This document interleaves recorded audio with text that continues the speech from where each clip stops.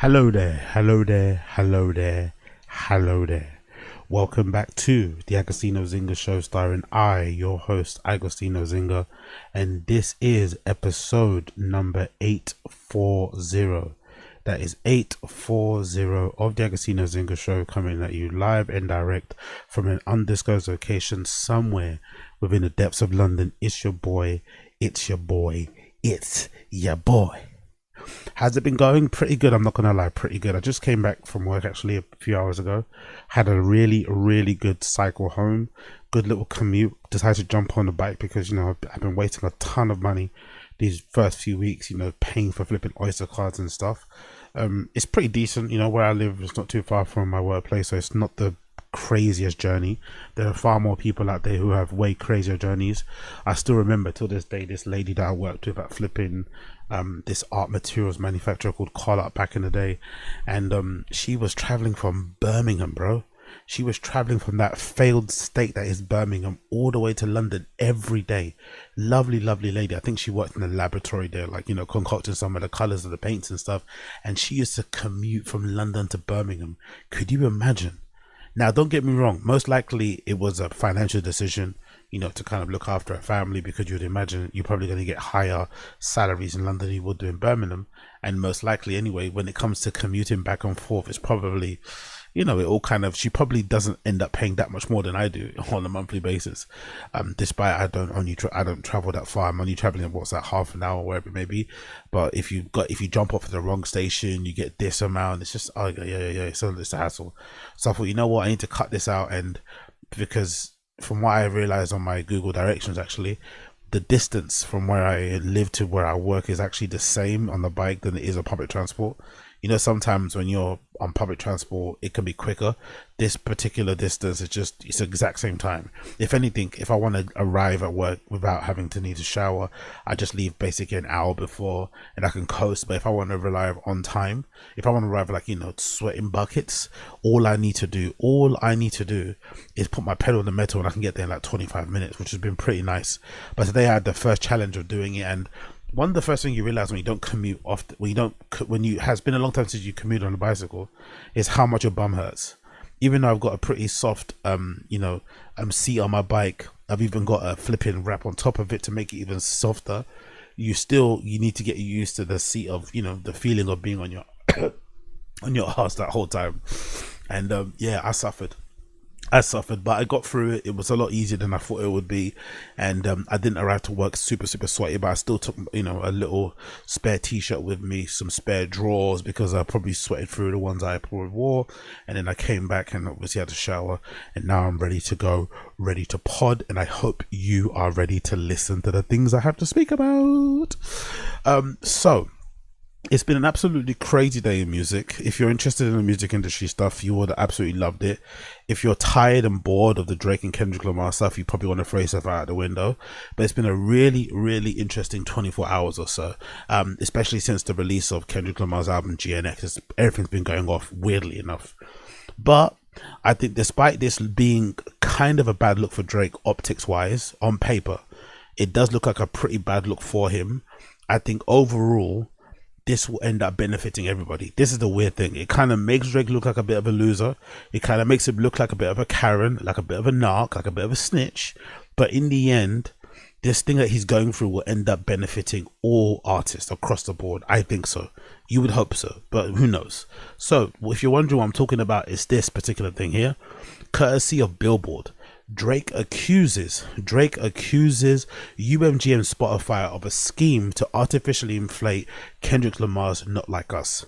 Now, for you and I who are plugged in, who are, you know, music fans and stuff, music aficionados, this is no surprise, because as great as Kendrick Lamar's Not Like Us was, as amazing as a record as it is, great production, absolutely went crazy in terms of lyrics, completely destroyed Drake in that record. He also proved to everybody that he could make a hit record and also make a diss record.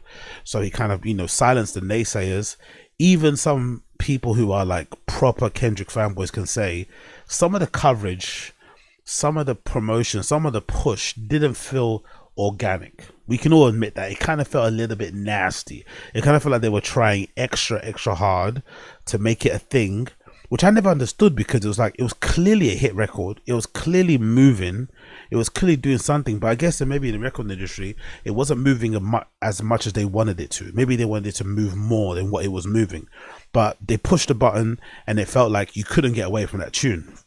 For a period, it felt like you could not get away from it. It was on every playlist, it was on every radio station, it was played on every flipping video. It just kept it, you just couldn't get, you just couldn't get away from it. And for a period of time, I think I saw, or maybe on my time I'm lonely, I saw a bunch of people saying they're kind of tired of the song. They're getting tired of it, it's played out. And I was worried, because I think it's a really hard song. I think, Mustard is a very underappreciated producer anyway, and it's great to hear Kendrick rap like that in general. And it felt like a real like coming together song, like, like Alright and stuff, like how that was back in the day. So I was a bit upset that it was kind of dying because it was being pushed so hard. But to be fair to that track, when I did hear it outside, when I did go to a party and hear it outside, it did kick off the same way it was kicking off on the internet. So I think people received it weirdly on the internet because it was getting pushed down their throats too much, but outside it actually is moving. But still, it did feel like there's a little bit of fugazi stuff going on here. So I'm not surprised that Drake is obviously trying to petition UMG and Spotify and to basically reveal what was going on, because in general, this kind of underhanded tactics that they were doing, I don't think anything has anything to do with the battle or anything to do with Kendrick. I think this is more to do with Drake's negotiation tactic for his new record deal, because allegedly, according to people out there, especially people like academics and stuff, he was able to pay back, or he was able to kind of pay back in streams and money everything that he kind of was given the first deal, that big deal that he got, that he bragged about in records, a $400 million deal. So since then, he's been trying to renegotiate and try and get a $600 million deal, $800 million deal. But obviously they don't want to give it to him, right? So record labels, which is nice to see, to be fair, record labels are kind of scumbags across the board. They don't want to give money to Drake. They don't want to give money to anybody. They'd rather, like, they give you the money to you with their fists clenched. Do you remember back in the day when you were a kid and there was a kid in the playground who didn't want to share their sweets, but their parents made them share their sweets? So they kind of grabbed the bag at the bottom. So you had to kind of like fight to get something out of there. That's how record labels, I feel like they are. So even though Drake is who he is, they still don't want to give him the money that he's clearly worth and that he clearly still is able to kind of generate back for them, because, the splits aren't the greatest. So I think this is more so Drake trying to expose all the fugazi stuff, because I guess in his head, or in his team's head, he feels like there was a concerted effort to try and knock him off the top spot, have Kendrick replace him, so that would take away some of his star power, some of his negotiating power, and diminish his reach, so that when it came to renegotiation the contract, the record label could be like, oh no, we're not giving you 800 because you took a big hit battling this guy and he destroyed you. You're now worth $200 million, right? I think that's what they're kind of going at. That's the kind of angle they're going at. But some of the other stuff they spoke about in this article is wild. If true, if they're able to prove this, it shows just how fucking smoke and mirrors the music industry is. It's smoke and mirrors, it really is. And I think for a newer artist, it is also kind of depressing when you read these articles, because it shows you that everybody's buying views, everybody's buying streams, everybody. No one is like organic. No one. If you got the money to do it, you're putting something behind your thing to kind of make you look like you're something that you're kind of not, which is insane. But it also makes sense because you think of a lot of artists out there who sell out, who are very popular on the road, but you don't really know them. But then you think of the people who are very visible on social media, but then when they go and perform little clubs and little venues, they can't sell them out. So clearly that disconnect is because they're pushing, they're kind of buying streams and buying visibility for these people, but they're not really the guy or the girl or in between. Let's read the article. So it says as follows: Drake has initiated legal action against Universal Music Group and Spotify over allegations that the two companies conspired to artificially inflate the popularity of Kendrick Lamar's Not Like Us. In a filing on Monday 25th in Manhattan Court, Drake's Frozen Moments LLC accuses UMG of launching an illegal scheme involving bots, payola, and other methods to pump up Lamar's song, a track that savagely attacked Drake amid an ongoing feud between the two artists. UMG did not rely on chance or even ordinary business practices, attorney for Drake's company writes. It instead launched a campaign to manipulate, saturate the streaming services and airwaves. That's the thing that I don't understand, but I think that makes sense in a way, because I think they said it about Post Malone and people. They said if you buy I guess the whole buy views thing, because I think of it weirdly only through the prism of like the Brendan Schaubs and stuff who I cover on the Random Show and whatever, right? And those type of guys, it's really easy to see when they're buying views because they don't get that many comments, and you see what they organically get. And if they suddenly get 500,000 views and the comments are all full of like, you know, porn accounts, it's pretty easy to tell what's happening, especially when you compare it to the, you know, to the like ratio.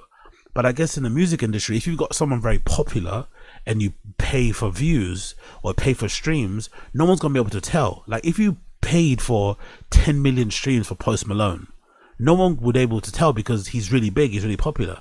So you can kind of fudge the numbers and get way more money out of it if you just put money behind the big stars. But then the big stars take all the streams, they take all the fucking placements in the playlists and stuff, they occupy all the front pages on most of these streaming platforms, which gives people coming up little to no chance to get any visibility or to get any organic or to get any kind of real listens, you know, listens to whatever songs that they get. Like it must be like, I can't imagine how difficult it must be for an independent artist to not even an independent artist, scrap that, an artist across the board to break through the noise and to try to get their thing noticed. That's why probably nowadays it's probably way more important to have like a social media presence and connect with your audience, like actually build like a fan base, a community of people, and then maybe try and sell the music that way because they're your fans and they love you no matter what you do. You know what I mean? You could be, you know what I mean, slapping the side of your cheeks and they're gonna be fans of it. Because if you just try and do straight up music and just sit there, you're not gonna win. You have to kind of use all these kind of like tactics to kind of get up because the big guys are doing it. It continues. Drake's attorney accuses UMG of violating the Racketeer Influence Corrupt Organizations Act, the federal RICO statute often used in criminal cases against organized crime. They also allege deceptive business practices and false advertising under New York state law. The court filings are a remarkable twist in the high-profile rap beef between the two stars, which saw Drake and Lamar exchange stinging diss tracks over a period of months earlier this year.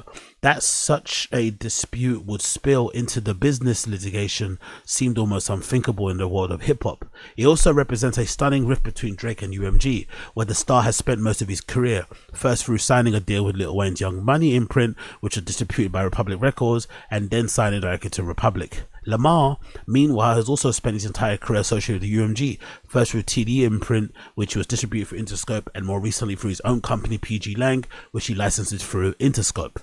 In technical terms, Monday's filing is not yet a full lawsuit, but a so-called pre-action petition, a procedure under New York law that aims to secure information before filing a lawsuit. Parties named in such petitions will not necessarily be targeted in an eventual lawsuit.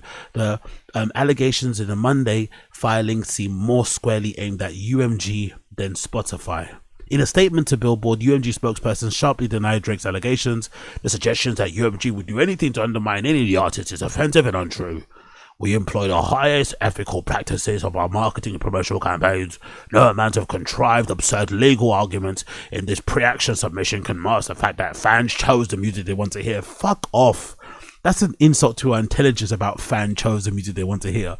The playlists they have on these platforms are fucking put together by the record labels in collaboration with the streaming platforms.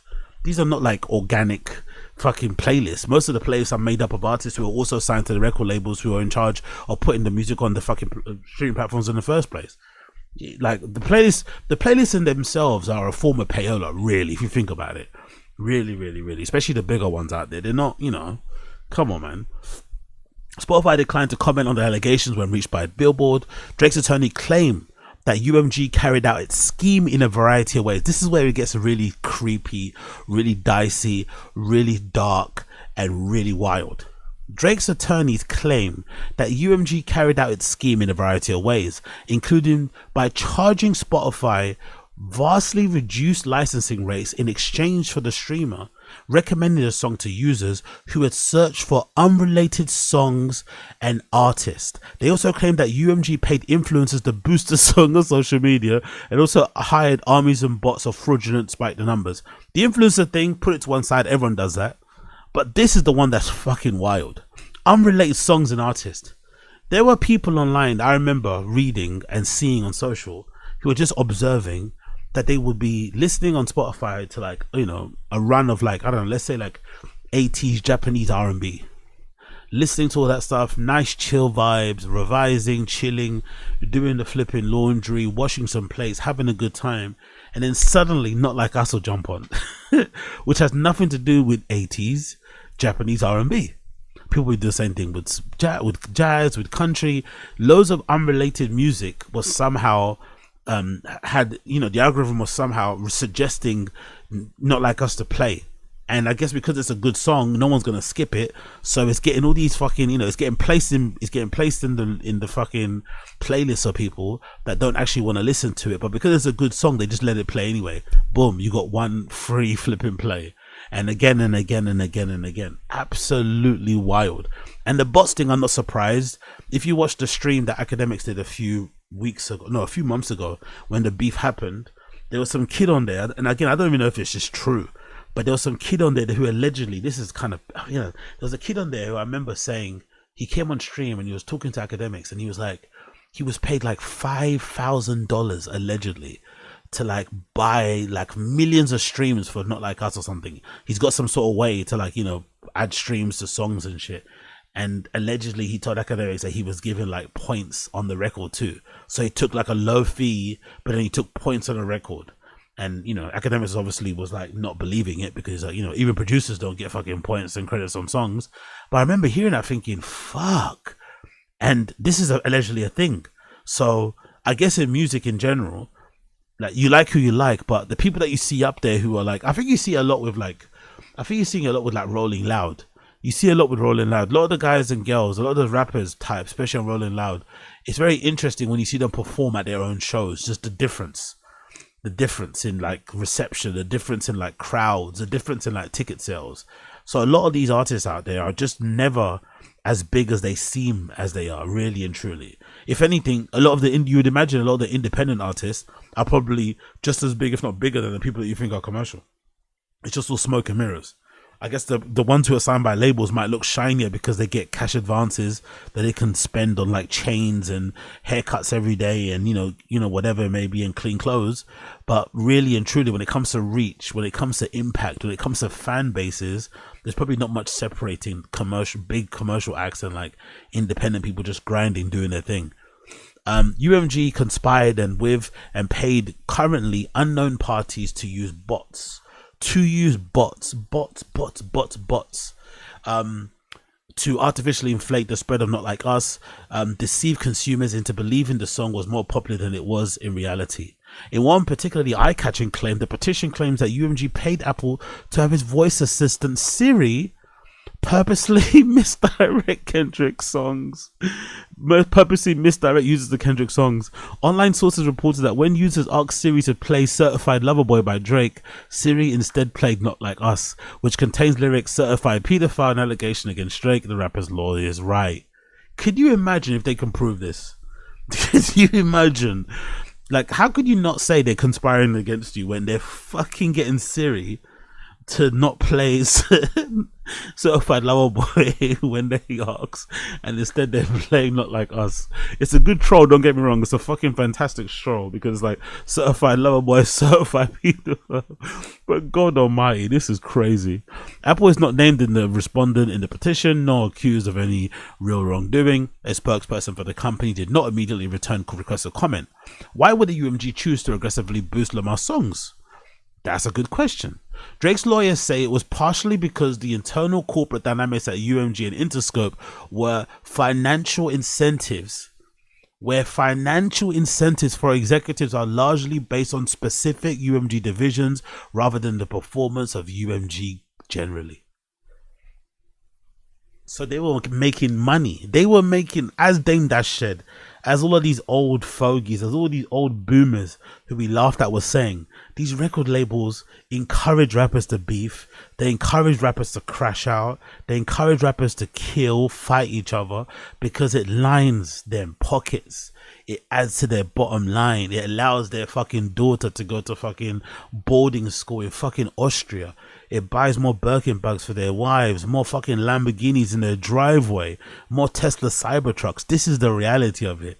This is where it gets really disgusting. It's like, Jesus Christus. That's why That's why when I was taking part in consuming the content from the rap beef, it didn't feel like it was all about music. Maybe some of you guys are not, maybe some of you guys didn't feel it because you weren't that invested and you didn't give a fuck. But I felt like when I was listening to it, it was never really about music. Kendrick was talking about why he hates Drake, and it was more than just him, it was what he represented. Drake was talking about why he hated Kendrick, and it wasn't really about him, it was about what he represented. It was as if they were like battling, but like battling against like what they perceive each other to represent and what they hate about the industry. That's why it kind of felt like there's all these weird chess Game of Thrones things happening in the background. That's why it didn't make the battle that enjoyable. I'm not gonna lie, because there's so much extra shit going on. It couldn't just be about fucking bars. It couldn't just be about fucking records. It had to be all this fucking and obviously the fans absolutely ruined it on both sides. The fans ruined it, especially the stand. They fucking ruined it. But yeah, now we know why there was so much weird feeling about the beef, in my personal opinion, from what I kind of felt. It continues. UMG schemes were motivated, at least in part, by the desire for the executives at Interscope to maximize their own profits. Drake's attorneys write, executives at Interscope have been incentivized to maximize the financial success of Interscope through the promotion of Not Like Us and its revitalized impact on the artist's prior recording catalog. They're trying to artificially boost the song in order to boost the other catalog, because people know, and that's how streaming works. When one song blows up, because we all have the same habits, when you listen to one person's viral song, it immediately makes you want to go and listen to their entire catalog. So it kind of, essentially that will then boost their bottom line and everyone's happy. Drake's attorneys say that he raised the issue with UMG. This is another scary part. Drake's attorney says he raised the issue with UMG before heading to court. But the music giant said at the time, they had no interest in taking responsibility for their misconduct. To the contrary, he claims UMG actively tried to conceal its wrongdoings, including firing staff perceived to have loyalties to Drake. So I'm assuming maybe UMG got wind of certain people who were feeding his camp information, or maybe certain people who were being detractors in meetings and opposing some of the underhand tactics that they were running, whatever. Drake has repeatedly sought to engage UMG in discussions to resolve the ongoing harm he has suffered as a result of UMG's actions. UMG refused to engage in negotiations, and instead that UMG is not responsible for his actions. Drake says UMG pointed the finger at Lamar and insisted Drake should sue his rival rather than the record label. He also claims that UMG told him that the label would sue Lamar if he ended up. Could you imagine how scummy these fucking labels are? They run like the mob. They say they kind of back your rival to take you off the top spot. Then when it looks like you might damage their ability to make money, they then change. They have an about face like, no, don't worry. You sue him, we'll join you. Like, God almighty, what an absolute crazy situation. And then there's an update here. The latest update just happened just a couple of minutes ago, actually. Drake files a second action against UMG, alleging now defamation over Kendrick Lamar's false song, Not Like Us. I'm guessing for the pedophile line. And he's going to basically say maybe it's hurting his potential earnings because maybe festivals and certain places are not wanting to book him because they're wary that allegation could be true and something might come out later, I'm assuming. Absolutely wild where we're at now at the moment. Again, like I said, optics-wise for Drake, this isn't good. It makes him look like a bit of a crybaby, but with the amount of money that's on the line, if this guy got a prior deal of 400 million, you could imagine the amount of damage a false allegation like this, UMG running fucking gay ops for Drake, what that would do to his career. You could see why he's really kind of, trying to get this sorted and nipped in the bud. Because, it'll blow everything up and it'll fucking fuck up his kind of bottom line and shit. Here it goes. Drake has launched a second bombshell legal action against Universal Music Group over Kendrick's Not Like Us, accusing the music giant of defamation and claiming it could have halted the release of the song, falsely accusing him of being a sex offender. Because I guess they'd have to prove it, right? In discovery or something. I guess Kendrick, the label, would have to prove that Drake is in fact a pedophile. A day after filing an action in New York accusing UMG of illegally boosting Kendrick Lamar's song, Drake's company leveled similar claims in Texas court regarding radio giant iHeartRadio. Wow. The new filing, filed on Monday and made public on Tuesday, claims that UMG potentially funneled payments to iHeart as part of a pay-to-play scheme, aka payola, to promote the song on the radio. Are we surprised though? Are we surprised that radio is payola? Have you listened to radio recently? Have you been in the car and listened to what's on the radio? Do you think those songs are popular? Do you think those songs don't get on the fucking radio without somebody paying somebody? Like, radio might be one of the biggest scams ever, to be fair. It must be an amazing feeling for an artist to finally get your song on the radio, but there's so much finicky, finagle, sussy shit going on in that world. But the filing also offers new key details about Drake's grievances toward UMG, the label where he spent the entire career. In it, he says UMG knew Kendrick Lamar's song, falsely accused him of being a certified pedophile and predator, but chose to release it anyway. UMG could have refused to release and distribute the song and required offending material to be edited or removed, Drake's lawyer writes, but UMG chose to do the opposite. UMG designed, financed, and then executed the plan to turn Not Like Us into a viral mega hit with the intent of using spectacle to harm Drake and his business and derive consumer hysteria, of course, massive revenues. The plan succeeded, likely beyond UMG's wildest expectations. To be fair, if Drake did manage to get this song halted and shelved, and it leaked illegally or something like that, it would have ended up bigger than what it is. Let's be honest. If rumor or word got out on social media that that Kendrick has a potential Drake ender tune that he shelved, or that he was able to petition and sue and hold through whatever legal terms, and it ended up leaking, it would have ended up being 10 times more popular than what it is. So Drake's actually lucky that didn't happen. Let's be real, because that record did what it did. Like the New York filing on Monday, the new petition isn't quite a lawsuit. Instead, it's a so-called pre-action filing aimed at taking depositions from key figures at the UMG and iHeart in order to obtain more information that might support Drake's accusations. In seeking that information, Drake's lawyers say that they already have evidence to pursue a claim of defamation against UMG, but they might also attack claims of civil fraud and racketeering on what they had discovered through depositions. UMG and iHeartRadio did not immediately respond for requests or comment. Universal Music Group responded to yesterday's filing with a statement that said the suggestion that we read it already. Like Monday's bombshell petition, a new filing in Texas in another remarkable exception of a high-profile beef. It also represents a deepening rip between Drake and UMG, where the star spent most of his career. In the Tuesday new petition, Drake essentially accused the music giant of using illegal means to unfairly prioritize one artist over the other. Before it approved the release of the song, UMG knew the song itself, as well as the accompanying album art and a music video, attacked the character of another one of UMG's most prominent artists, Drake, by falsely accusing him of being a sex offender and engaging in pedophilic acts, harboring sex offenders, and committing other criminal acts. Jesus Christus, bro. This is not going to end in it.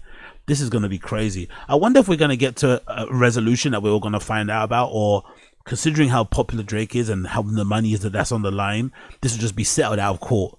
They'll just be like, hey, we want you to stop doing this. We don't want you to reveal what's going on behind the scenes. You can't be speaking like this too loudly. We're just going to give you the money. Shut up. I wonder what's going to happen. What will Drake accept? I know, you know what I mean? Like, what's the end goal of this? Like, what do they want to take Kendrick Lamar's songs off the streaming? I don't know what the end goal is, but I think in general we're going to find out a lot of realness about the industry. Like I said, the really sad thing for me about the industry is that it looks like the biggest artists in the world are buying views and are buying streams. That's a really crazy thing for me. It shouldn't be too surprising. Like I said previously, I've heard of people, spending a lot of money to buy fake views and streams for the biggest artists in the world because no one will notice. But it's kind of crazy to see, because it means like if you're up and coming, you basically have no chance. You kind of have to engage in this or build your own fan base, which is really hard to do. But you have to kind of commit to building your fan. But the idea that you could just be discovered, you have to kind of be able, it's almost like nowadays you kind of have to do everything. You kind of have to be very media savvy, very marketing savvy, social media savvy. You kind of just have to kind of be on the ball and then use those avenues as ways to kind of get your name out there. But if you just want to put out music and hope someone discovers you, nah. You need to start buying streams. You need to start buying views. You need to start buying streams. You need to start buying views. So let's see how this plays out. Let's see how this plays out. Cool. Next on the list, Kendrick Lamar's album GNX. Now, a lot of people were really excited when this dropped, myself included. I think I don't know where I was. Well, I don't know where I was, but I was somewhere out and about, and suddenly, or maybe it was actually when I was coming back to get a haircut. Actually, I suddenly realized it was available because I so opened Twitter and everyone was talking about the album. I was like, what album? Went on Reddit, hip hop, and I was like, oh shit, hip hop heads and shit. It released fresh new album. So I tried to download it, which I did eventually. I think I actually missed my train. I sat in the train station trying to get signal and downloaded the album, and the first thing I felt like when I listened to it instantly, which is weird, I'm going to say this, I was thinking it was very much overhyped online. Maybe because I went on Twitter. I probably shouldn't have went on social media first, but I saw how people were responding to it on social media. I was like, bruh, this isn't that good. Like, why are you guys are over whooping? Like, it's not that good. It's good. Like, it's great, to some level because Kendrick is super talented as an artist and shit. But the way people were acting as if like, this was his seminal work, this is incredible, this is gonna change things. It's like, bruh, relax.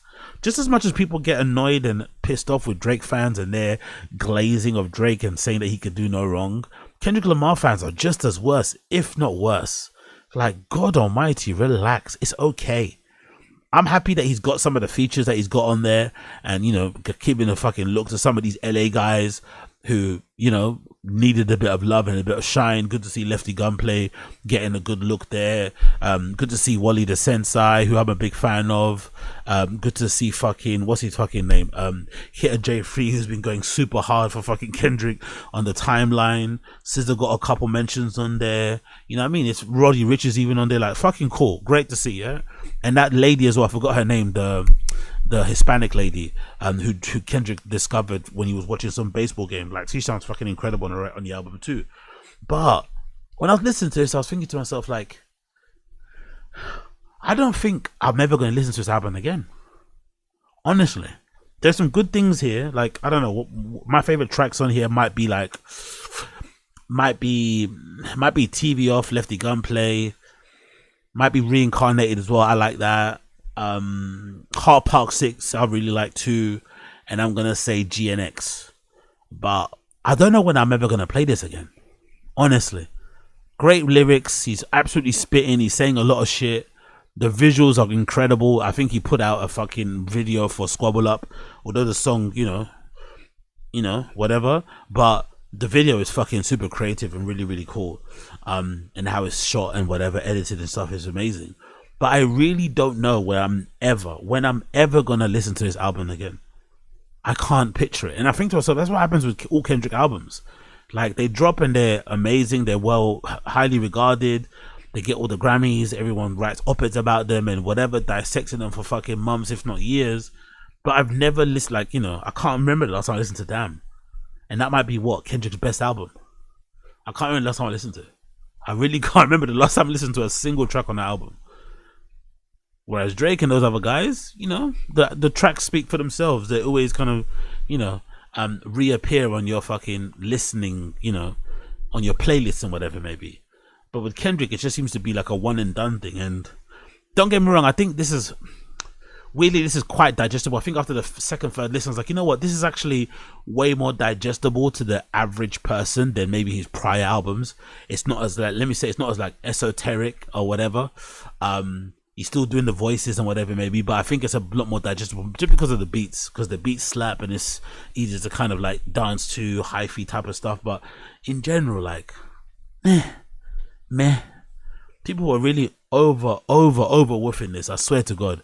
Really going overboard and kind of essentially taking away some of the appeal of the album by really doing too much, by saying that, he can do no wrong, this is perfect. It's like, bro, it's not that good. And now the defense people are making is okay, cool, this is not really an album, this is a mixtape, it's gonna drop another album. So, okay, cool, maybe just a deluxe on this week, who cares?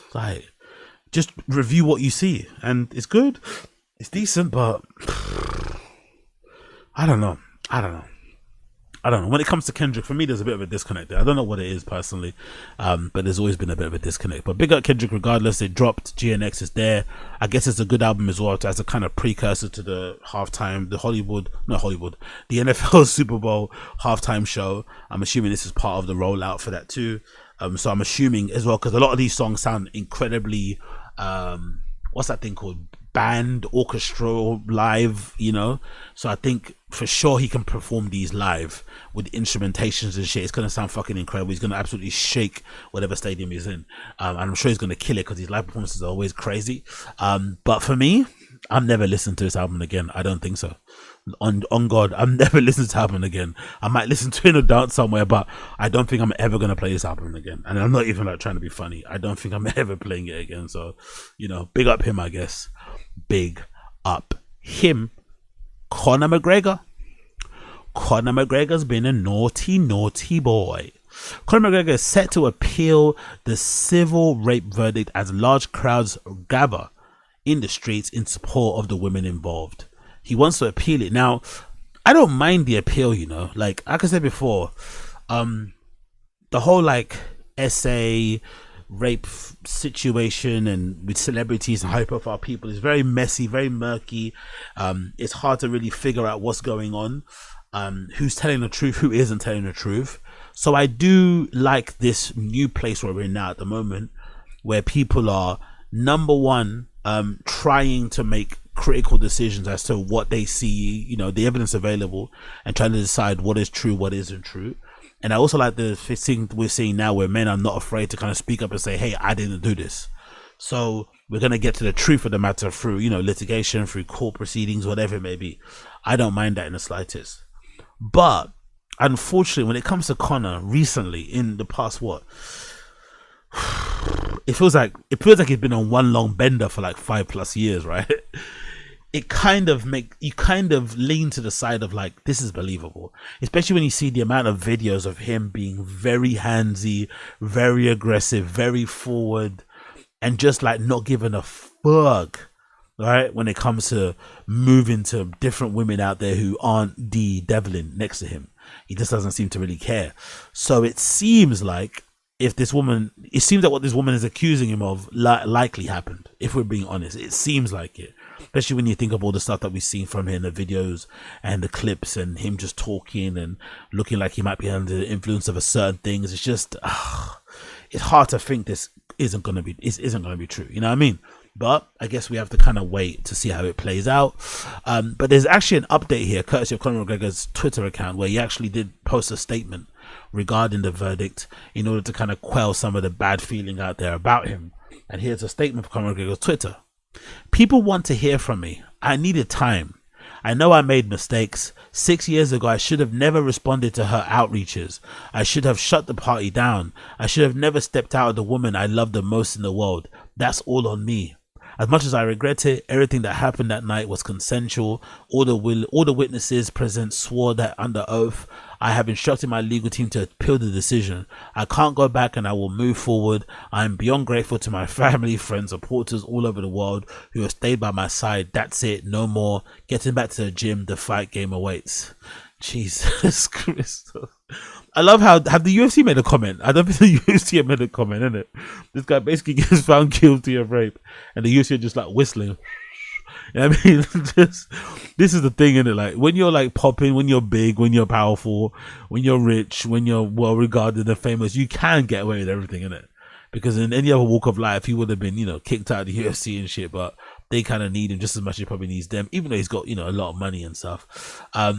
But yeah, man, God bless D Devlin, innit? God bless Conor McGregor's partner, longtime partner, wife, girlfriend, mother of his children, whatever. I don't think they're actually legitimately married, or officially married.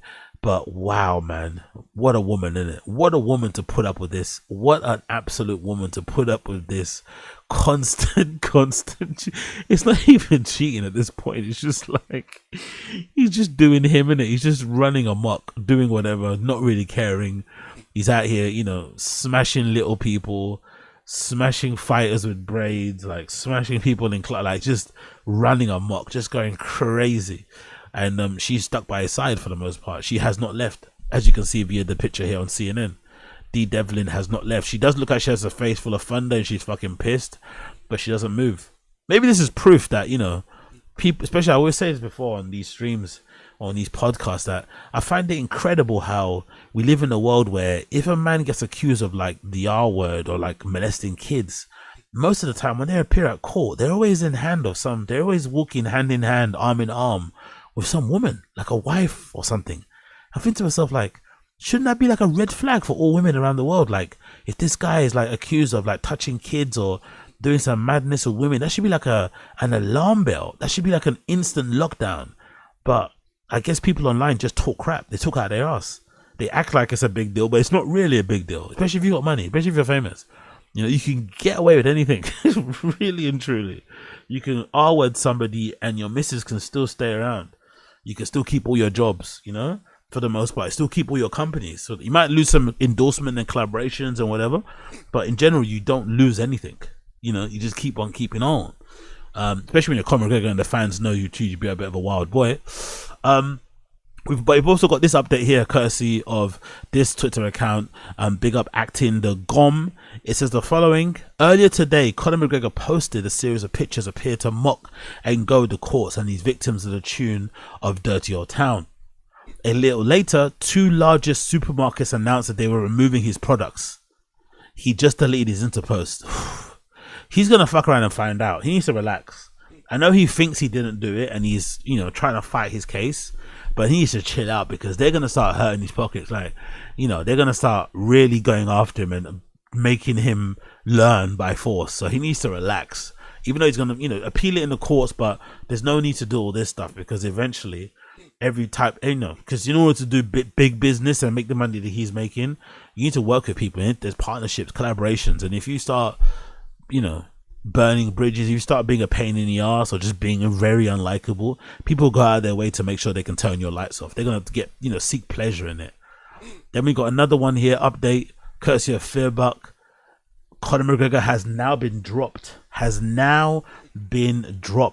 by Proper 12 Irish Whiskey after being found liable in a civil court for sexually assaulting a woman in 2018. I didn't even know he could be dropped. I thought he owned the whole thing. I guess not. But I think most likely these type of deals, they probably have very precise clauses for these type of situations because they know who they're signing with. If you get in any kind of mazza, you get in any type of mazza, they will pull the cord immediately, and they get a lot out of it because, you know, it's less of a person to kind of split the earnings with. So yeah, you know, again, this is probably I don't know how much he makes from this. Let's say an easy couple mil.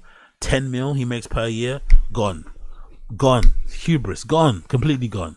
So I'm eager to see what happens, how it plans out. Will he appeal? Will he win the appeal? Will he be able to kind of, you know, change the narrative around the allegation? Personally, it seems a bit spiked. It seems a bit unlikely, but let's see. I'm curious to see Wagwan and how this plays out. I really am. Then we've got this particular story that I want to share here regarding Miss Banks. Now, I think this is obviously a global thing when it comes to like celebrities and known people, artists, and their inability to deal with like haters and trolls and comments. But I think it's a very specific thing to the UK. For some reason, I don't know what it is. I don't know what it is about UK artists and their inability to just like let all the hate comments, let all the trolling, let all the fucking Mickey taking, the teasing, the cyberbullying just roll off their back. It's not that deep. It really isn't. But they just don't get it. So this is Miss Banks and Posty talking about haters and the importance of praying for your haters. Again, trying to act like you're mature and you're over it, but really you're not over it. But let's hear their impression on how they try and deal with haters and trolls. I'm really curious to hear how they deal with haters and trolls. Bless them in their own time. Yeah. And the worst thing about life is that, you know, a hater never realizes that they're a hater. Do you know how Facts. crazy that is? Facts. Like a hater will never know Facts. I'm a hater. They'll Facts. always say like, I think they know. I think there's a utility in hating. I think some people find it as fun as trolling. Basically, hating and trolling are two sides of the same coin. But yes, I think they know. I think that's what they enjoy. They enjoy hating you because everyone loves you or because they think you're absolutely shit. I think that's basically it. But I could be wrong. I was hating on you now, for example. Yeah, I just make up an excuse why I don't like. Because you stepped on my shoe 2 weeks ago. Yeah, You know them ones. and some people, they already didn't like you, but then once something happens, now they're acting like this is the reason they don't like you, but they didn't actually like you anyway. Yeah. That's insane. A hater will never know till the day that they die that there was a hater. Yeah. That's one thing I wish I could change. You said that already, man. Next point. And it's always good to like pray for your haters as well, because I think when you pray for your haters and God decides that, okay, cool, this person should be successful, it's like they finally get to experience what it's like on the other side of things, and then they actually get like an outlook. Oh, raw, like This isn't right. yeah, or this person's treating me like this, or do you get what I'm trying to say? And Yeah. yes, it's a very interesting cycle. It is. Oh, I think they're talking about this because Miss Banks, I think there's an account. I need to get it. I forgot the name of it. Big up the account. Big up the account on social. They're a really good follow. But there's an account on Twitter that posts statistics of like sales and stuff in the UK. Like kind of like what, you know, what's that account called? I think it's like album charts or something. There's a big one in the US that posts like first week sales. There was a really big one in the UK that posted, and I think they posted Miss Banks sales, the lady on the right, and I think she must have got like, I swear it was like flipping 200 first week sales or something crazy like that.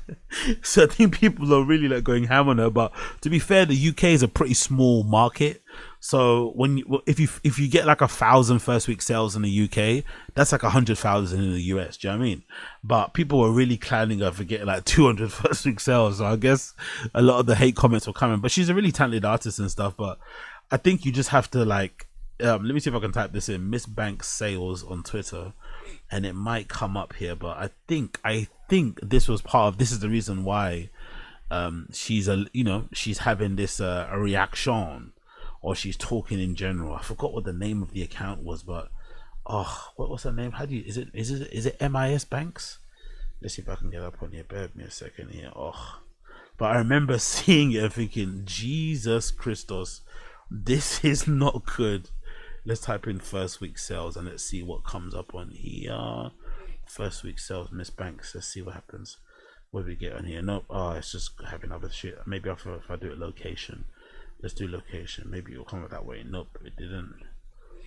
I forgot the account. It's a big account, and they post like stuff about album sales and stuff. And I think the avatar logo for them is like a fist or something. Let's see if I can find it. Follows you know. Is it on here? But I think this is the reaction to. Oh, there we go. Yeah, it's opinionated. There we go. It's opinionated. Let's see if I've got it. Yeah, there we go. It's a post from what month is this? It's a post from the 1st of November 2024. And the post says, Boss Bitch by Miss Banks ends the week with 251 sales. Like, that's crazy. People get more than that on like SoundCloud plays. 251 sales. But again, that's still a lot for the UK. Those are 251 people that paid. How much is it to buy a single on iTunes? I don't know, $1.99. Like for someone to spend £2 on your tune and they can just rip it for free or listen to it on YouTube is a lot. So it's still pretty cool achievement. It's still pretty something you should be proud of. But I guess, compared to other people and whatnot, she wasn't too happy and people were kind of clowning her. So this is probably the reason why we got this video. But again, I just think the people who make the art should just be knowledgeable or aware that haters and trolls are a part of the dance. You're going to get fans and you're going to get haters and trolls. If you want fans, you're going to get haters and trolls. It just is what it is. The crying and the moaning and the complaining and the fucking patronizing, we're going to pray for you stuff is just dumb. If anything, that praying thing where you try to act like you're unbothered shows that you're really bothered. And if one thing that you shouldn't do to people who are trying to take the piss out of you online and get under your skin is to show them that you're bothered. You don't want them to think you're bothered. Even if you are bothered, you want to act like you're not. When you start saying I'm praying for you, you should start seeing how life is on the other side. It's like, bruh, like, people hate on every level. Like, probably the richest people in the world are probably the biggest haters out there. Like, that's part and parcel of the game. This idea that people that are successful don't hate or don't have critical things to say about people is really dumb. And also, it's kind of boring. Like, who wants to live in that world where people are just glazing each other all day long and talking about how amazing they are? Like, allow it. But, maybe I'm wrong. In another episode of Maybe I'm Wrong, or maybe I'm not wrong, big up DJ AG for proving that good dudes in music actually do exist. even though the beef and the little back and forth, or not beef, the little back and forth he had, not even back and forth, the differences of opinion that he may have had online with Mimi the music blogger. Mimi the music blogger saw a video, and I think if I'm not being facetious, no, if I'm not being incorrect here, I think Mimi the music blogger must have stumbled across the video where Mama Certi was rapping, trying to attempt to rap or doing some sort of performance next to DJ AG, and his face was like looking at her like, what the hell is going on?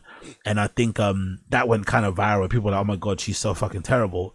And I think that's what Mimi the music blogger was responding to. She was like, oh, now he needs a little bit of like gatekeeping, you know, can't just be having every Tom, Dick and Harry on a platform.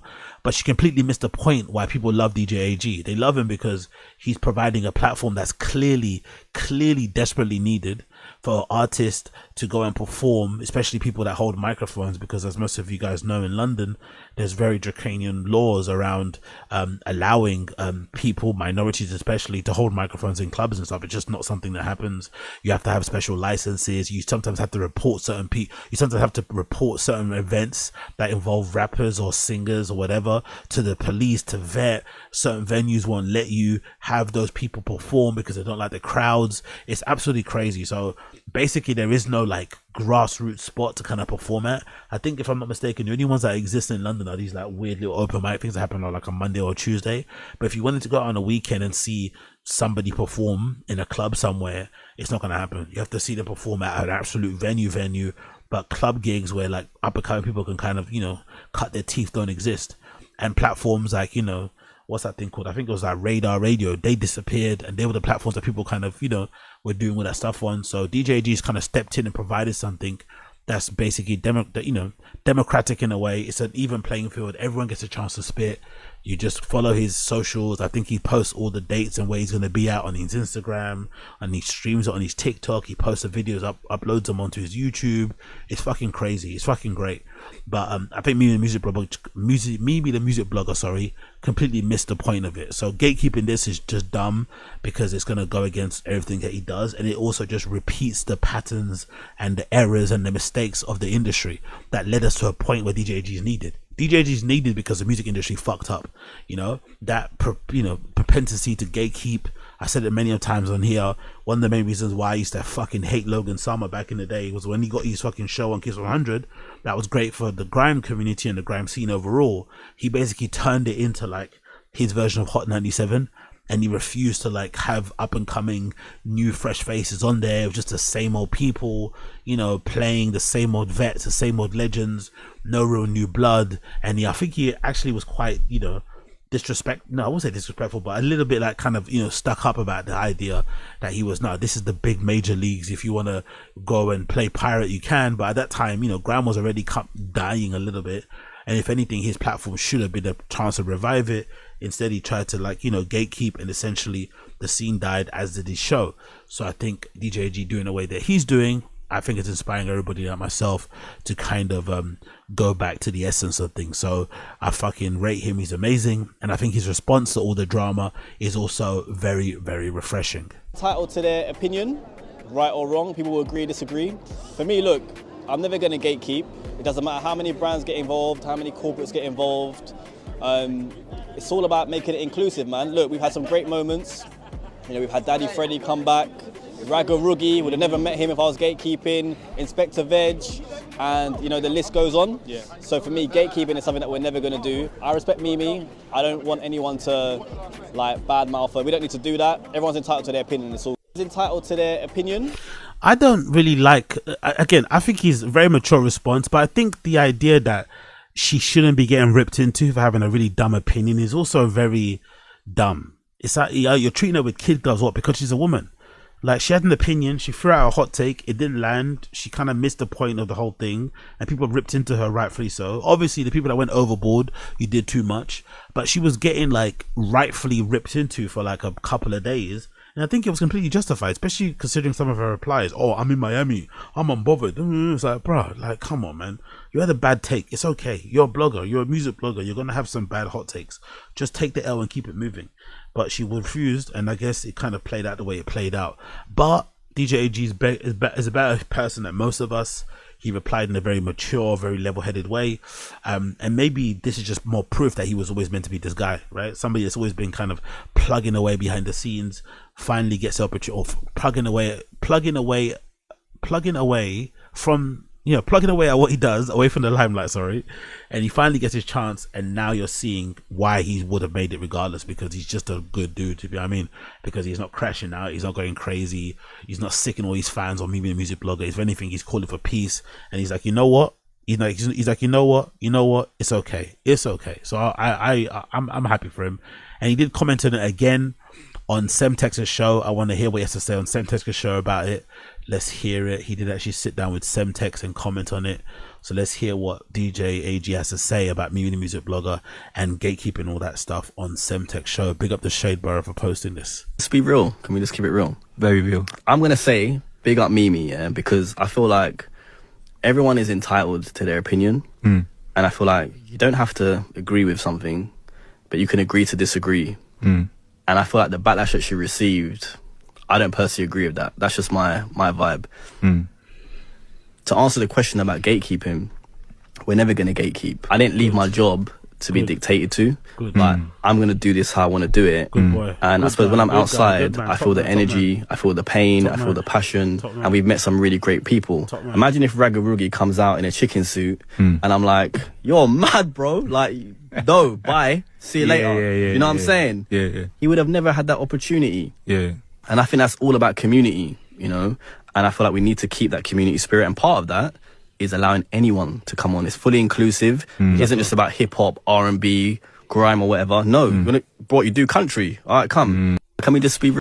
That's how it should be, though. And again, it's really shameful for everybody involved, myself, everybody involved in the music industry, that this isn't an idea that came about before, especially some of the more established artists, right, in terms of not providing platforms and stuff and just kind of, using up all the resources to kind of do their own thing, which is, is what it kind of is. But it's disappointing that this guy had to be the one to do it single-handedly, and he's done it incredibly well, and now he's being almost dictated to or told how he should run what he's doing. Hey, do it like this, do it like that. It's like, bro, no, I'm going to stick doing it the way I'm doing.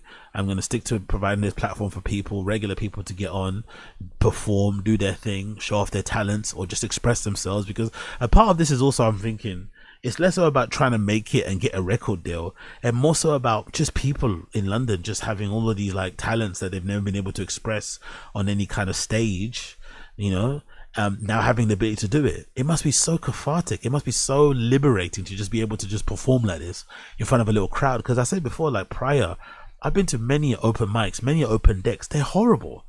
They're so depressing. Like some of these places, they ask you to like bring 5 friends or something. It's like, what? I've just started, I'm just practicing, I'm figuring this stuff out. Now you want me to bring like what? My office mates, my office colleagues, like my siblings, my parents. Like, you want me to bring like what? Text 5 contacts and you have free drinks. How what? You just set up shop outside, passers by can form, watch what's going on, cool, whatever. But it's not more, and they get and the people that perform get to perform in front of an audience. That's more than I get sometimes in pubs that I DJ at. I DJ in pubs for like £150 and sometimes there's no one there. And these guys have full crowds watching them perform and stuff, giving them good vibes and whatever, encouraging them, sometimes putting money into the tip thing and giving them a portion of it at the end. And I think I saw one where he had a sponsor where that, I forgot where it might have been. It might have been like a Dollar Shave. I don't know, someone gave like a little pack and whoever kind of got the best performance won that. Like all little cool things, man. It's fucking great. I fucking loved him. He's amazing. And I love this comment here, by the way. Big up my guy Az, who gave her the journalist of the year, Kashino journalist, LOL, who's just being a bit mean there. I love this comment though. This comment is really good. Just saying, I didn't realize she was a voice of music industry or anybody for that matter. Everyone decided their opinion. Good, it has hers. But for 1 second, just think how she would feel if somebody had kept her from being a music blogger, using a platform to promote herself to get where she is today. Because the doors that normally give presenters and bloggers a chance with bad grammar or diction were gatekeep tight. Exactly. Very, very true. Another person says, didn't leave my job to get dictated to has to be the most powerful line you're going to see this weekend. Let's not forget that let's not forget that this was the random people off the streets that came to showcase their talents that made him popular. Why gatekeep? Now, exactly, that's the thing. Even though he's getting all these big acts, he's getting like Unknown T, JME, Skepta, Dappy, all these big artists to perform. The thing that actually made him is the randoms, like the regular people who have come on and been like, oh shit, this person's super talented. This person's some like old school MC from back in the day who hasn't been able to perform on stage for a while because now they just all about, you know, being super young and being lit and all this malarkey. So that's actually been one of the great things about his platform. It's not just kind of hoisted by like celebrities and like well-known people who've already kind of made it. Another one says, really liked his response, wasn't disrespectful and made his reasons really very clear. What he's doing, such a humble individual. Let's talk about when some individuals in the UK get to a certain level, enter certain rooms, they immediately start looking down on others or ignoring people. Yeah, the UK is bad vibes for real, innit? People they help moving weird, avoidance yet watching just to keep you stuck down there. AG is not that breed and is a breath of fresh air. This won't get spoken about much as it might seem close to home. Let's accept people where they are and learn to help each other more instead of focusing on the other factors. Another one says, big up DJ AG. Some people never get a chance to be at the right place at the right time. His platform gave artists on the come up a frugal. Nice to know there's still some pure people out there. Big up him. Love his energy. Sometimes it's the energy of what you say which transcends, and he did that. Exactly. Big up DJ AG. Absolute flipping legend. And last post regarding DJ AG is this. Big up Clint from Corteiz. Big up Clint from Corteiz and big up DJ AG. This is really cool. Because of what? This is really cool because I feel like this has served both people, right? DJ AG's out here in the streets DJing, letting people perform, having a good time in the flipping freezing cold, dead of winter, really flipping earning his coin, let's per se, and really providing a platform for people in all weathers. And it's also a good opportunity for Clint, you know, founder of Corteiz, to display a bit of his personality. I feel like, you know, from the outside looking in, you know, he can come across a little bit stuck up. Again, don't know the guy, haven't met him, whatever it may be. But I feel like little things like this can help to almost humanize Corteiz in a way, if that makes any sense. I know the kids love the brand anyway, but I feel like stuff like this will probably make way more people want to be a part of the brand, the community, buy the stuff. Because when I saw this clip, I immediately checked online to see if the jacket was still available. I mean, it immediately made me a fan more of the fucking clothes, because to see him be a somewhat chill, funny individual. And I think maybe his pictures online don't really, you know, transmit that kind of energy. But I feel like this, maybe just being around the DJG kind of helped as well. But I feel like this is a really kind of cool little moment here where Corteiz rocks up to DJG and gives him a free bolo jacket, which is pretty sick. AG and that, man, I have to come up, drop him off something, man. It's cold out here in these It's streets, cold, man. isn't it? It's cold, man. You Come need in a a little bit. bolo, man. Yeah. You need a bolo jacket, man. The bolo jacket, yeah? Pattern that for you, man. Right, Take that out team. of packaging. If you don't know about this brother, yeah, legend, you know what I'm saying? I've seen some comments, people were saying, yo, man, you look cold. And I was like, you know what? He does look a little bit cold. It's cold out Let me here, drop him bro. a little jacket, man. That's yours, man. Oh, That's listen, yours right there. I appreciate. Look Size at that. medium, yeah? Yeah. 30. Yo, that is gonna keep you warm. Not no North Face, not no nothing. No, this greatness is gonna keep you warm, bro. He's in. You ain't flicking it on now, are you? Yeah, I guess I'm definitely putting it on now. I hope you hold your jacket. Yeah. Listen, should we put it on? Should we put it on now? Should we put it on now? Let me know. Is it time to change up?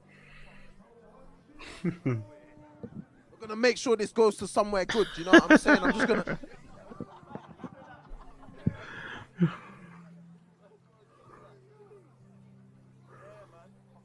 It's a nice jacket still, and I'm not gonna lie, it's a nice fucking jacket. Look warmer already, bro. Yeah. 100%.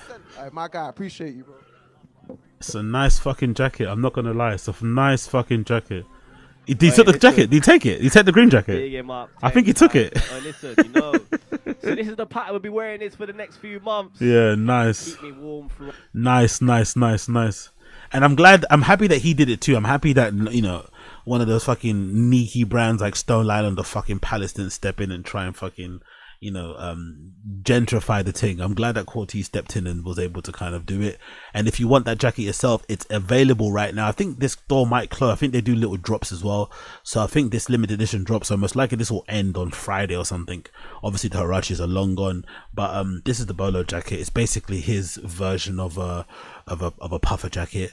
This is version 2, new and improved edition Bolo, 700 down feel, water resistant outer, poly lined with all-star logo pattern, zip and button, wind closure, elasticated cuffs and snap button, adjustable toggle. If anything, I was being a little bit critical. I'd say I'd like it if it had a removable hood, but for London vibes and shit, it having the hood is fucking incredible. And also it's got little drawstrings on it to kind of pull it a little bit tight onto your face. But if I was being super critical, I'd say I'd probably want it with a detachable hood, but it still looks kind of hard. So that's available right now to purchase for $250. The shit will make you hot, adjustable toggle hem and other bits and bobs. Check out Corteiz, CRTZ.xyz to purchase your Bolo and look like DJ AG out here in the freezing cold. You love to see it. You absolutely love to see it. So this weekend man will be going to Club Air. I've never actually been. It's a much hyped, much loved, much well regarded club night here in London.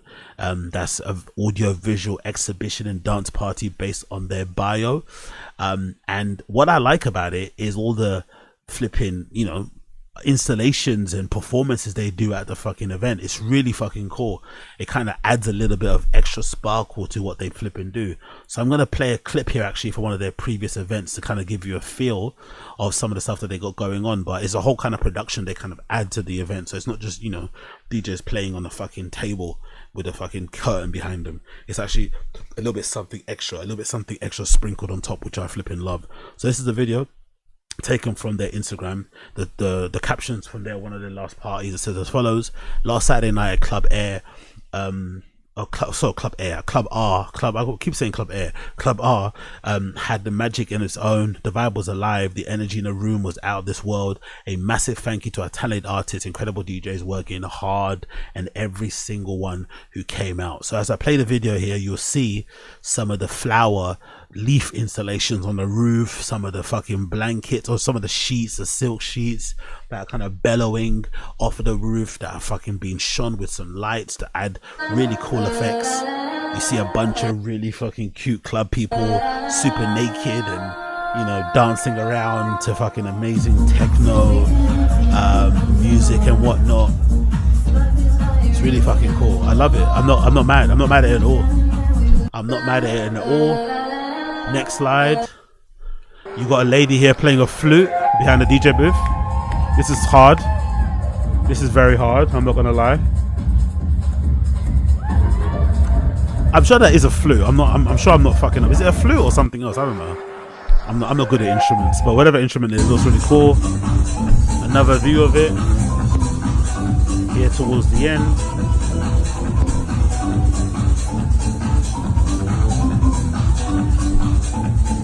Look at that. Again, I just love how it just adds a bit of like extra just vibe to the to the fucking rave. It kind of makes it feel like you're in a movie or something, like, you know what I mean? Because that's one of the things I love the most about certain movies, especially when they're like those coming of age movies, right? The club scenes and shit, and how fucking amazing they look. And this is one of them. This looks special, and it kind of looks like the place where you probably couldn't even capture the magic via camera anyway. You probably have to be there to see it, you know what I mean? Like I'm gonna be on Saturday. Next slide.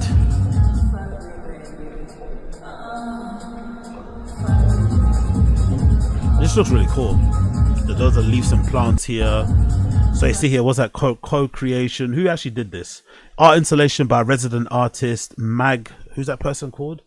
Mab George Sanders. Let's see if their Instagram, if they've got actual pictures of what the installation looked like, because that looks fucking cool, man.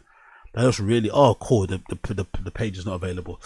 Maybe the link is broken, who knows, or maybe I've been blocked, I don't know, but hope not. But regardless, the installation is fucking incredible.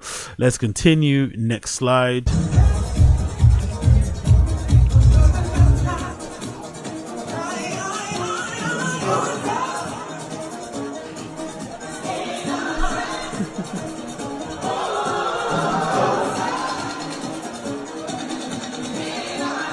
probably end up having to take some pictures myself and videos and provide them next time I fucking pod and review. But it looks like a vibe, innit? This looks like a vibe.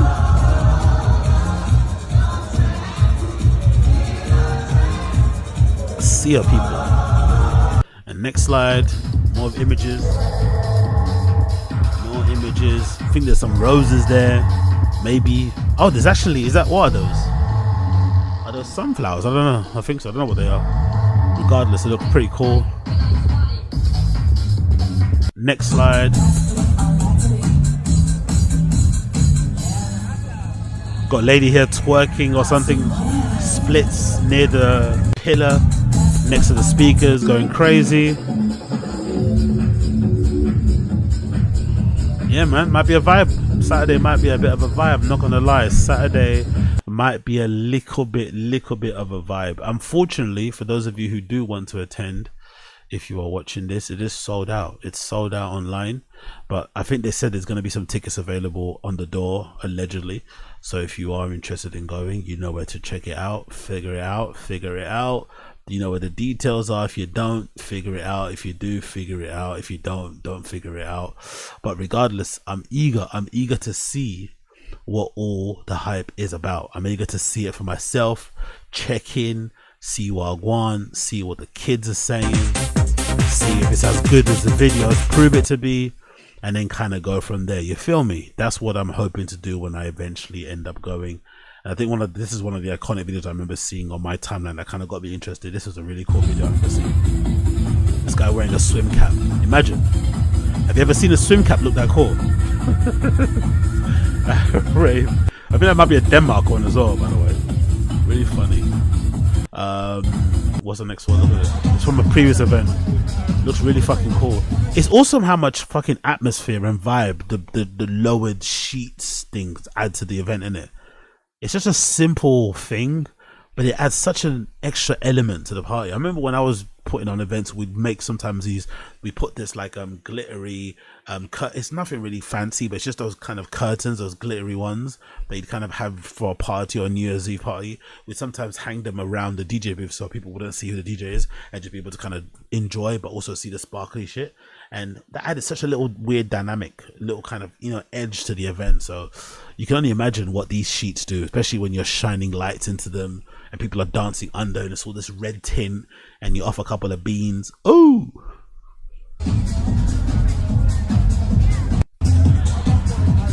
another one. This is one of the performances that happened there. Don't get me wrong, these type of performances I'm not really into, to be fair. I think this is like spoken word shit to me. I'd rather throw myself out of a window, but I'm gonna pretend I like it. When I go, I'm gonna pretend I like it.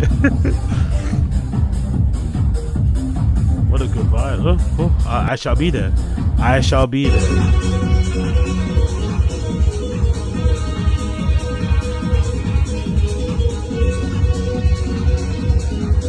Okay, cool.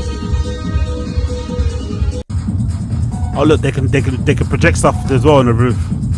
They can project stuff too on the roof. I can't wait.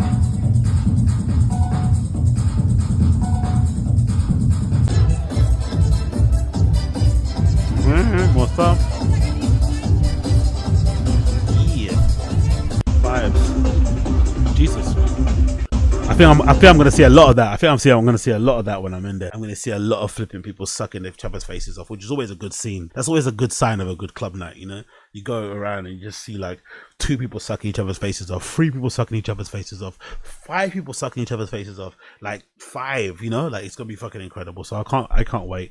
I'm really excited. I'm not gonna lie. As you can tell, big up Club R, event happening, 1 year anniversary, edition 8, Saturday, 30th of November. I shall be there. If you are cool, you will be there too. If you're not cool, what can I say?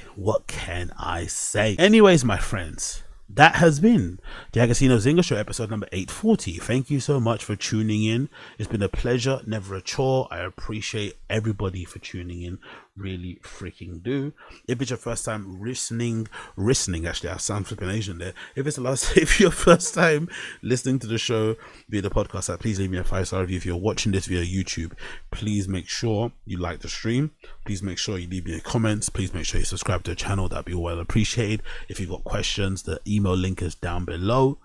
That would be much appreciated. For those of you who are watching or listening to the podcast, you will hear my tune of the day. My tune of the day is by Wizkid. The track is called Kessie Dance. It's from his new album that just dropped recently, and I recommend you check it out. It's absolutely incredible. The album is called Moriah. It's flipping incredible. Wizkid is one of the best Afrobeat artists out there, and this album is just, another fucking brilliant one to add to his discography. The tune is called Kessie Dance. It's flipping a bop. This is my tune of the day. Thank you for tuning in. I appreciate most of you. Take care and be well, my friends. Take care and be well, my friends. Peace.